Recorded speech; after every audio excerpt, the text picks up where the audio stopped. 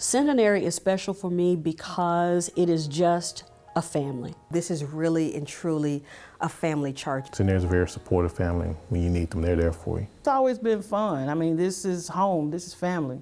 Being in Memphis and not having family here, I don't feel like I'm alone. A lot of the people and the members of the church are family members, and they've been here for a while. This is like my spiritual family. The sense of family, sense of neighborhood, I think it's important. We're here in the middle of South Memphis, and people from the neighborhood, for some reason, always want to come here as a safe haven. Having been in quite a few United Methodist Church, I got that home feeling again, so I wanted to come back, and I convinced her to come along with me.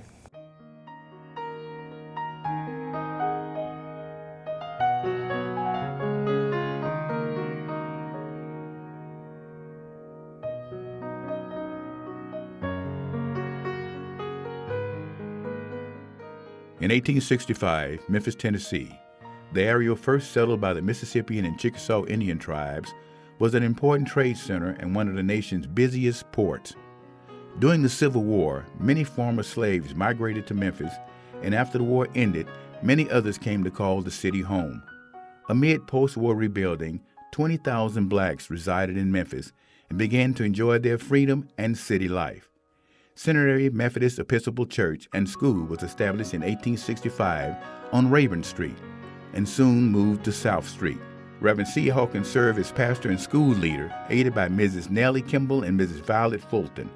There were 41 male students and 71 female students, ranging in age from 4 to 56. They were eager to learn, and the adults were taught to read about labor contracts and other legal documents. From the beginning, Old Centenary Chapel, as it was commonly known, made a definite impact on the community. Students of the school became some of Memphis's first black teachers. In the spring of 1866, animosity between whites and African Americans in Memphis erupted into one of the worst incidents of racial violence in the history of this country. White rioters burned black houses, churches, and all of the schools.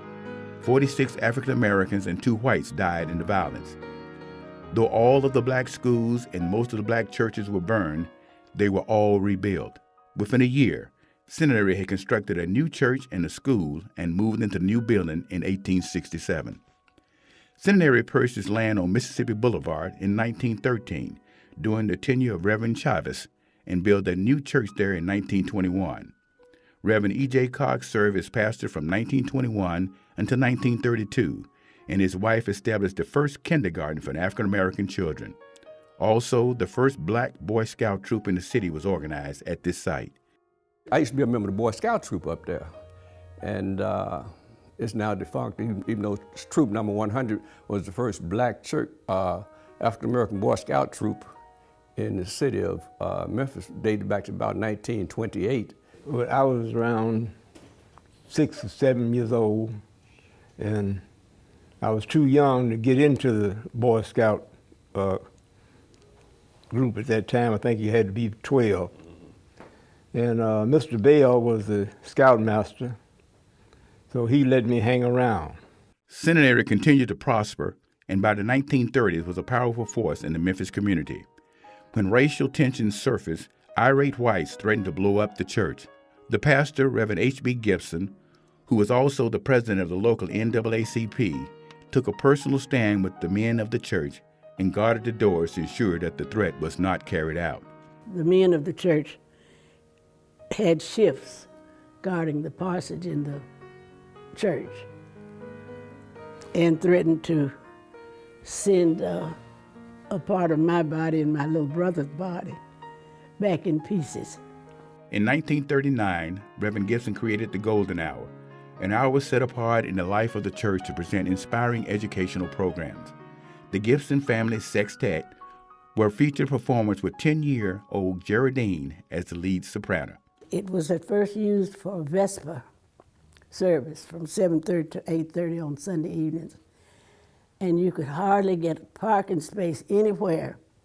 A deep, melodious voice would come on, and it was the voice of a Reverend Edwin Sanders, who was one of our pastors too.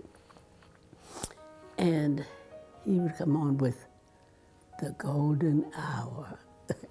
And it was just something that would kind of give you a chill, you know, at first.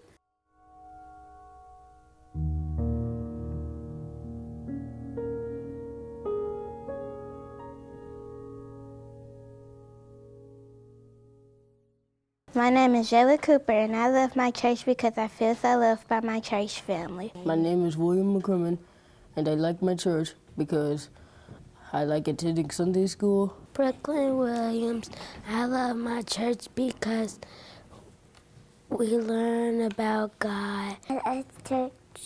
My name is Austin McCall, and I love my church because I get to act like. My name is Ariana Harmon, and I love my church because I love my Sunday teacher. She gives us candy and teach us about God. My name is Zoe Bernard, and I love my church because of the pastor and the people.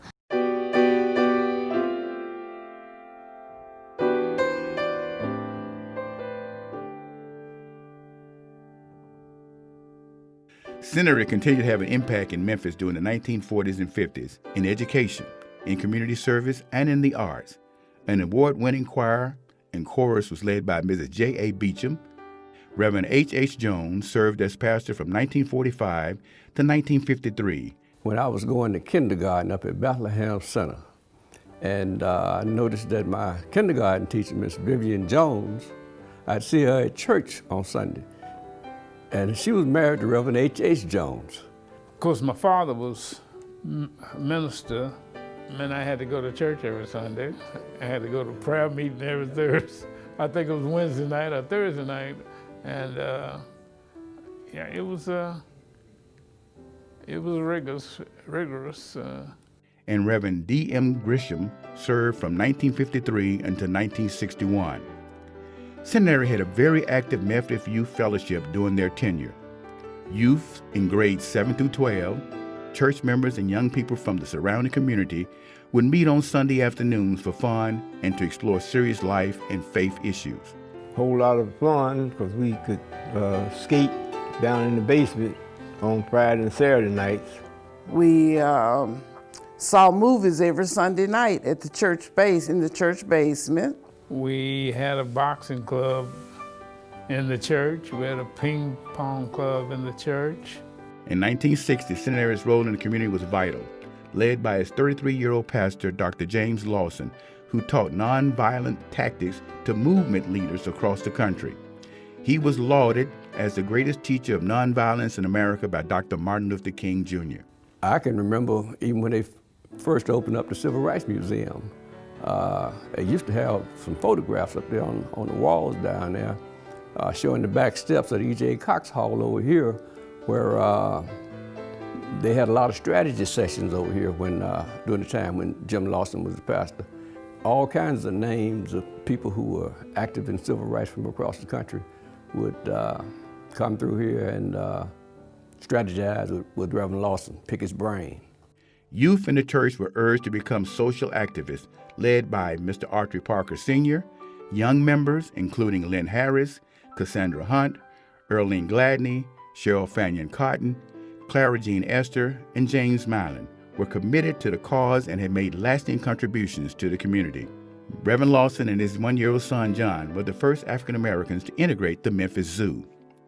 Menelik Fumby, then known as 5-year-old Michael Willis, son of Ann and Archie Willis, longtime members of Centenary, was one of the first African American students to integrate Memphis city schools. The teachings of life of Christ really gave me the strength to carry on. Because as a child, I went to La Rose, which is very, very close, right around the corner. My mama probably walked me around the corner, but we could actually see La Rose from where we were. And then all of a sudden parents said, well, you know, Mike, you're going to a different school. I said, well, okay. Again, growing up in the church, hatred was something we didn't learn. James Meredith's 220-mile march against fear from Memphis to Jackson, Mississippi, to highlight continuing racism and encourage voter registration originated at Centenary on Mississippi Boulevard in 1966. Moving to its present location on Macklemore Avenue in 1967, the church quickly became a positive presence in this community, even among the unchurched. Residents began to rely on Centenary for assistance in securing basic needs and connecting with public service programs. The church also viewed as a center for civil rights action.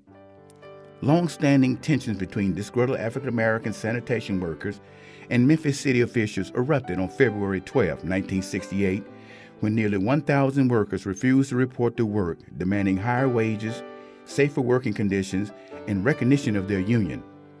Despite organizing citywide boycotts, sit-ins, and daily marches, the city sanitation workers were initially unable to secure concessions from municipal officials.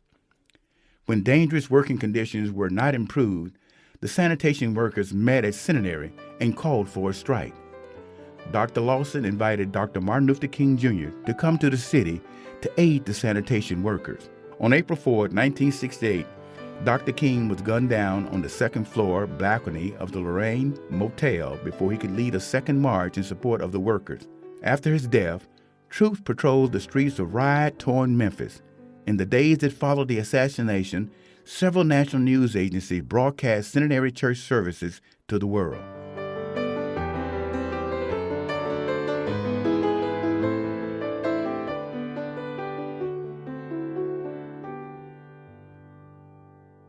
My name is Valia, and the reason why I love Centenary is because it's filled with kind and generous people that love you.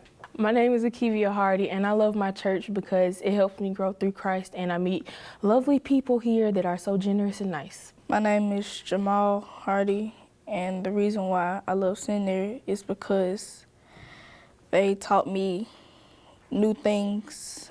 My name is David Winston, and I love my church because I've gained friendships that's going to last a lifetime, and I've had a lot of fun experiences. My name is Caden Bynum, and I love this church because my family has been a part of this church for a long time. My name is Ebony Kane, and I love this church because I've grown up in this church. My family has grown up in this church. My name is Justin Walker, and I love this church because I've been going to this church since I was in the 3rd grade, and it's like a big part of my life.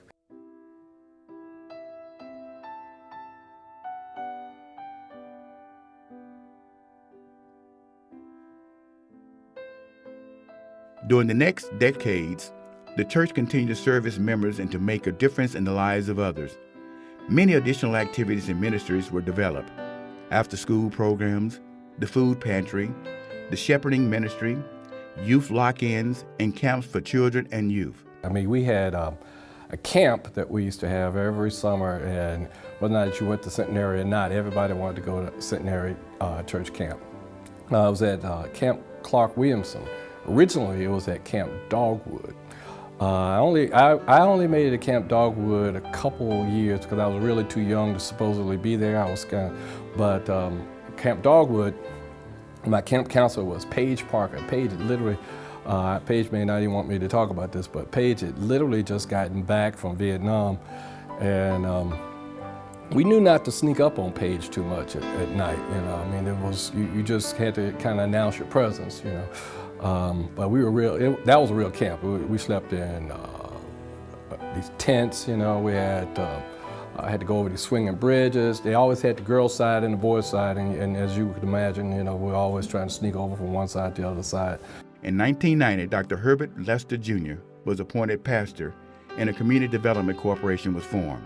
We started a pizza factory to promote entrepreneurship, especially among our young people, and get them involved in things that would help them develop a business acumen, let's say.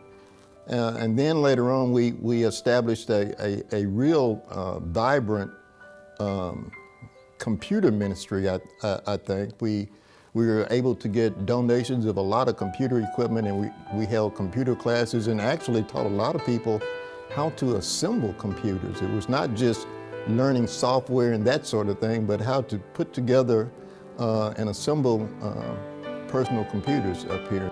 A Family Life Center was erected for the purpose of strengthening families, promoting wellness, and providing educational opportunities in 1995.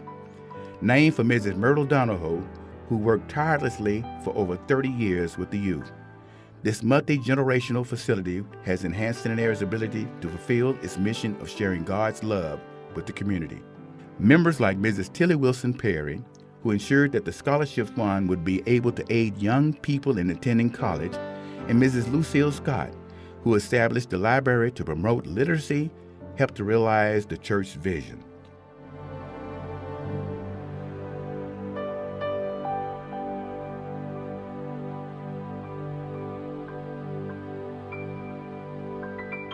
My name is Tamia Jones. I'm going to this church 7 years. I love my church because I pray, dance. My name is Eric Williams, and I love my church because of the outpouring love and the kindness that we have here. I'm Zaria Owens, and I love my church because they provide me with a lot of opportunities to do service work. My name is Charles Parker. And the reason why I love my church is because this is where I receive my spiritual growth. My name is Courtney Owens, and I love my church because they give me the opportunity to express my faith. My name is Evan Thompson, and I love my church because we get to do fun things with the youth ministry.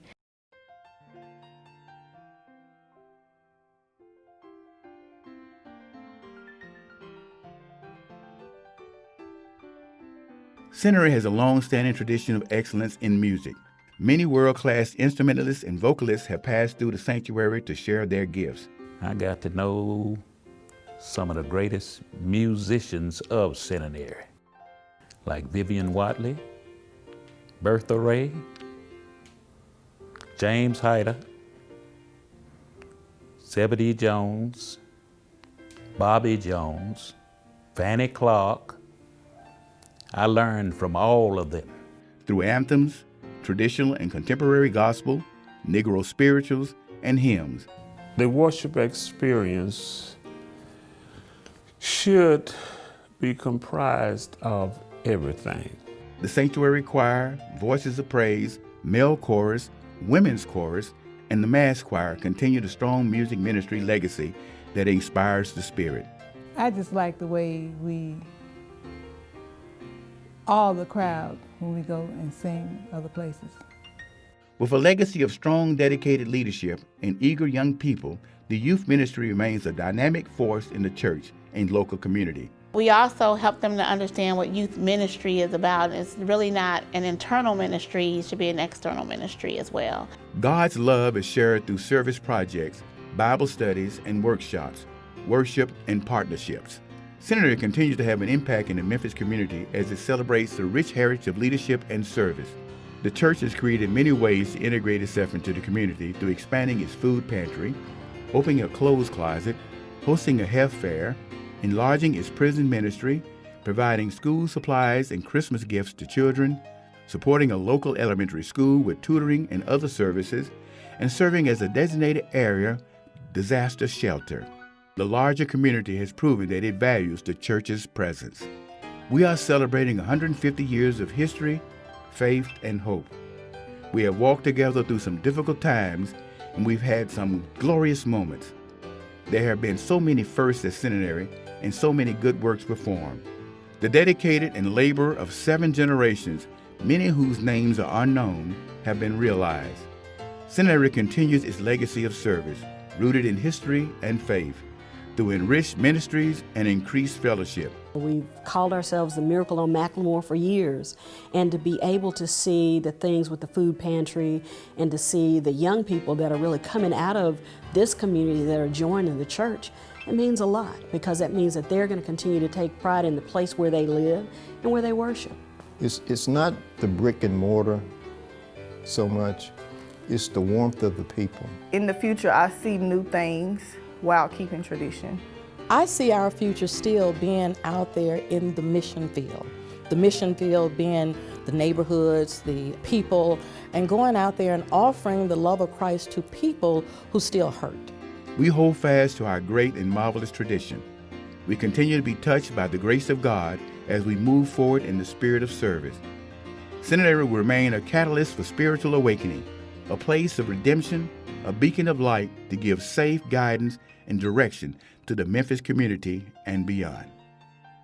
My name is Terrence Johnson. The reason I love my church because we all one big happy family and everyone is nice. My name is Derricka Wiggins, and I love my church because it is a great place to express your feelings. My name is Kenton McNeil, and I love Centenary because the church gives us countless opportunities to showcase our talents. My name is Creighton Johnson, and I love Centenary United Methodist Church because people always encourage me to do better. My name is Caricia Jones, and the reason why I love Centenary is because we're one big happy family. My name is Satai Whitebird. It's a young church. You're not gonna say anything? It would be my child. That's okay.